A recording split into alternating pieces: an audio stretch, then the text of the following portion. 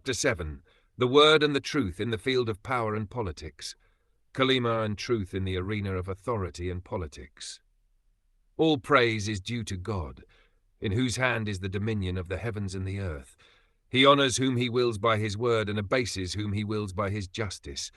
He turns over states and times by his wisdom, and he sets for every ruler the scale of truth and clear speech. We praise him with the praise of the grateful.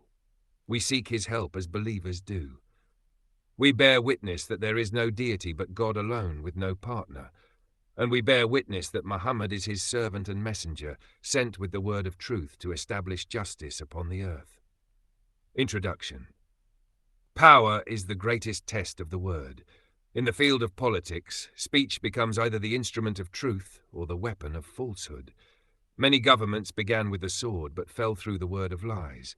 In the Quran, power does not belong to the one who seizes it, but to the one who speaks the truth. Therefore, the mission of the prophets was not to seize authority, but to establish the word of truth, a word that stands up to pharaohs, even if it is spoken by a single human being. 1. The word in the face of tyranny. Open quote. Go to Pharaoh, indeed he has transgressed, and speak to him with gentle speech that perhaps he may be reminded or fear God. Quran 20:43-44, close quote. In this verse, God commands his prophet to confront hard power with a gentle word. However harsh power may be, it is restrained by wise speech, not by counter-violence. Thus, the divine call is a revolution in the manner of speaking. The word is the prophet's weapon, bloodless, swordless, yet sharper than any blade. 2. The word and justice in governance. Open quote. Indeed, God commands you to render trusts to whom they are due, and when you judge between people, judge with justice. Quran 4:58, close quote. Faith without justice is hollow, and justice without a true word is impossible. Every judgment begins with speech, and if the ruler's tongue lies, justice perishes. A ruler's word shapes the destiny of a nation. A government of truth is one whose word flows with honesty and justice, not with slogans and deceit. Number 3. The word and advising those in power, open quote, and remind, for surely the reminder benefits the believers. Quran 51:55, close quote. The Quran counts reminding among the greatest duties of scholars and the righteous. Sincere counsel addressed to those in power is a godly word. Though the word of truth can be dangerous, it is the only way to safeguard human dignity. The silence of the people of truth is the quiet that fattens falsehood. And in any society where truth speakers fall silent, lies soon take the place of truth.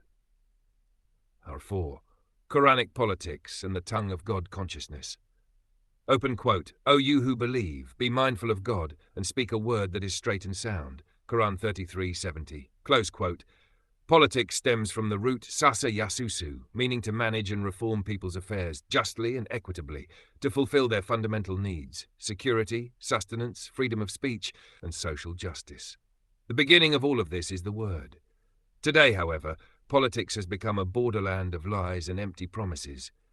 In Quranic politics, the measure of power is a straight word, kolun sadid, not the sword or gold. A straight word is firm, truthful, and reformative. The believer's politics turns on truth, not trickery, on service, not domination. Every leader is first tested by his tongue. If his word is true, his people find serenity. But if his speech is tainted, oppression arises. 5. The word as the measure of legitimacy. Open quote. As for the scum, it vanishes as froth, but what benefits people remains on the earth. Quran 13:17, close quote. In every system, lies are like foam upon water. They glitter, but they do not endure. What endures is the beneficial word, speech grounded in the people's good. Power built on falsehood collapses, but a society established upon the truth of the word abides, its roots sunk in the soil of right. There, the tongue becomes either a servant of truth or a slave of greed. The prophets sought governance for the sake of the word. Worldly politicians seek the word for the sake of governance. In today's world, reviving the word of truth is the greatest revolution, a quiet yet foundational revolution, a return from the clamour of slogans to truthful speech and the trust of the tongue. Closing supplication. O God, make our word a word of truth and justice. Do not let it become an ornament for falsehood or a ladder for the oppressors. Teach us to speak the word of truth in the face of every tyrant. Enable us to judge among people by what you have revealed, and make us witnesses for equity, fearing no blame for your sake. Open quote. And say, My Lord, cause me to enter with truth and to exit with truth, and grant me from yourself a supporting authority. Quran. Close quote. Translation of the supplication, Lord. Make our word a word of truth and justice, and do not make it an adornment for falsehood or a stairway for the wrongdoers.